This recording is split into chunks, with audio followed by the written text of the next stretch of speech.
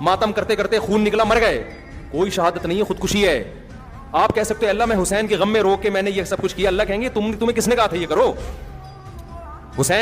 حسین کی محبت میں نے کب کہا تھا؟ میں نے کہا تھا حسین سے محبت میں حسین کو فالو کرو. حسین کی تو داڑھی تھی سیدنا حسین ابن علی رضی اللہ عنہ کی.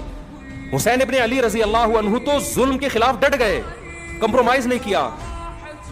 اور ہم میں کتنے لوگ ظلم کر رہے ہیں, بیوی پہ ظلم, بچوں پہ ظلم, قوم پہ ظلم, ملک پہ ظلم. کتنے لوگ ہیں دفتروں میں ٹائم پہ نہیں پہنچتے اور تنخواہ پوری لیتے ہیں, یہ ریاست پہ ظلم کر رہے ہیں کہ نہیں کر رہے؟ ظالم بن کے آپ ماتم کر رہے ہو اور آپ یہ کہہ رہے ہو کہ حسین خوش ہو جائیں گے, نبی خوش ہو جائیں گے. نا نا نا, کوئی بھی خوش نہیں ہوگا میرے بھائی. ان حرکتوں سے شیطان خوش ہو سکتا ہے, بدعت کی وجہ سے. وہ کہے گا تم نے اپنی آپ کو ایسی چیزوں میں کھپا دیا جس کا نہ تم کو دنیا میں کوئی فائدہ ہے اور نہ تم کو آخرت میں, بلکہ مزید گناہ اس لیے ہے کہ ان چیزوں سے غیر مسلم اسلام سے دور ہوگا. کبھی بھی غیر مسلم یہ منظر دیکھ کر اسلام کے قریب نہیں ہو سکتا. غیر مسلم مسجد میں آئے, آپ کو نماز پڑھتا ہوا دیکھے, اسلام سے محبت ہوگی. غیر مسلم آپ کا رمضان دیکھے, صبح سحری میں جاگنا, افطاری کا وقت, محبت ہوگی. غیر مسلم آپ کی قربانی دیکھے, غیر مسلم آپ کا نکاح کا نظام دیکھے, آپ کا فیملی سسٹم دیکھے, رشتہ داری جوڑنا دیکھے, باپ کی خدمت کرنا دیکھے, آپ کا حج دیکھے, آپ کا عمرہ دیکھے, اٹریکٹ ہوگا وہ دین کی طرف.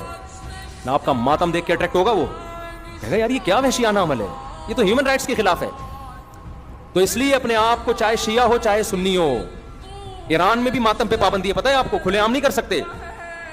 آپ کو ان چیزوں سے اپنے آپ کو بچانا ہے.